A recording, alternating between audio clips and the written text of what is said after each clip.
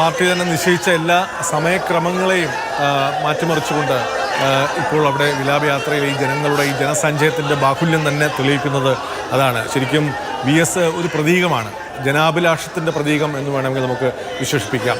ജനവികാരത്തിൻ്റെ ഒരു പ്രതീകമാണ്. മുതിർന്നവർ അവരുടെ ഒരു പ്രതീകമായി VSനെ കാണുന്നു. സ്ത്രീകൾ അവരുടെ സംരക്ഷകനായി അല്ലെങ്കിൽ കാവലാളായി VSനെ കാണുന്നു.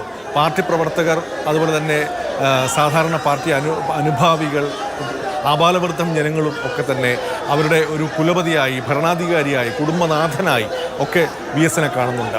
ആ പ്രതീകമാണ് ശരിക്കും VSൽ അവർ ദർശിക്കുന്നത്. അതാണ് ഇപ്പോൾ ഈ അതിവൈകാരികത അല്ലെങ്കിൽ അതിവൈകാരികതയുള്ള ഈ ജനങ്ങളുടെ ഈ പ്രതികരണത്തിൽ നിന്ന് നമുക്ക് മനസ്സിലാകുന്നത്.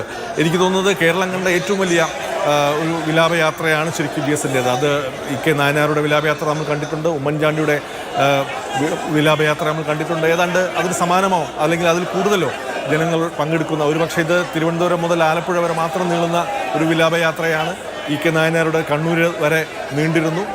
എന്നാലും ഈ ജനങ്ങളുടെ വൈകാരിക പ്രകടനങ്ങൾ കാണുമ്പോൾ ഒരുപക്ഷെ നമുക്ക് കേരളം കണ്ട ഏറ്റവും വലിയ ഒരു ജനസഞ്ചയമായി തന്നെ ഇതിനെ വിലയിരുത്താം. അത് ജനങ്ങളോട് അദ്ദേഹത്തിനുണ്ടായിരുന്ന ഒരു ബന്ധമാണ് തെളിയിക്കുന്നത്. അല്ലെങ്കിൽ ജനകീയ അഭിലാഷങ്ങളോടൊപ്പം തന്നെ നിന്ന ഒരു നേതാവിൻ്റെ വിയോഗ വാർത്ത അവർ മനസ്സിൽ അവരിൽ ഉണ്ടാക്കിയ മുറിവ്, ശൂന്യത ഒക്കെയാണ് ഇത് തെളിയിക്കുന്നത്.